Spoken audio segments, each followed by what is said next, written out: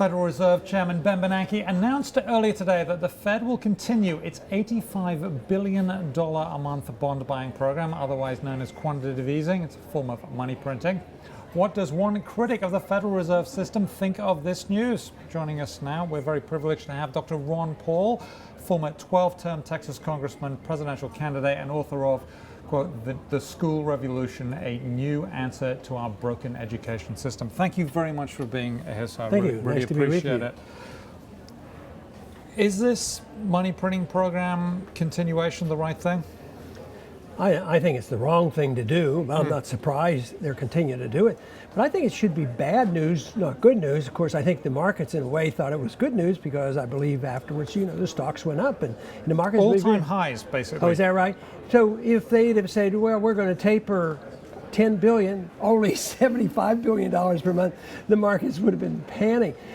I would think that this message that they should get, even by not tapering, is that it's bad news anyway, because that means the Fed's worried. After all this time and all this money, trillions of dollars, and they're still saying, well, we got these good statistics, but they're not for real.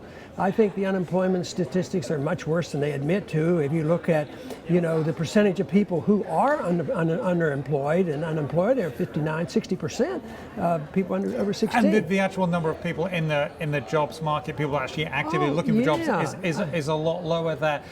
What could the Fed be doing, in your view? Could the Fed be, doing more? Should it be doing? I mean, what is the answer? Clearly, this is an economic malaise. We know that. If you're a planner and you think the government or the Fed can do this and manipulate it, I guess you can pick and choose. You might as well flip a coin. But, coming from the viewpoint of mine, it's the more you print, the bigger the bubble. And there's still bubbles out there. There's a bond bubble. There's problems out there. So if you continue the process, yes, you might feel better. An addict always feels better when they get their drug.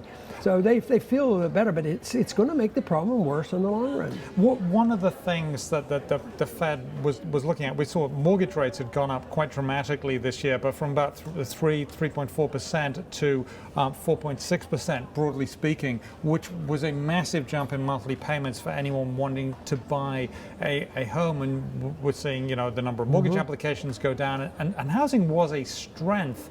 Does that trap the Fed into this forever? They probably think about those things. They're planners and they think they're all powerful, and they either want to purposely deceive us or they deceive themselves that there's no inflation on prices. I think price inflation is out there. The cost of living is going up much faster than people who are making a wage. Their real wages, go down. They've been going down for many, many decades now. So I think they deceive themselves. They must come around to believing that there's no inflation and the economy is a little weak. So let's just keep doing this. But they're very naive to believe that if the problem came from when they used to talk about Greenspan, he kept interest rates too low too long. So this was the former Federal Reserve Chairman Alan Greenspan.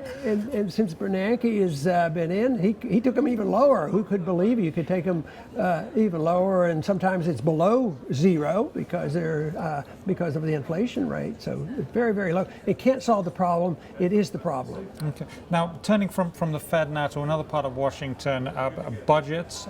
Let's listen to President Obama talking about possible government shutdown. Let's listen.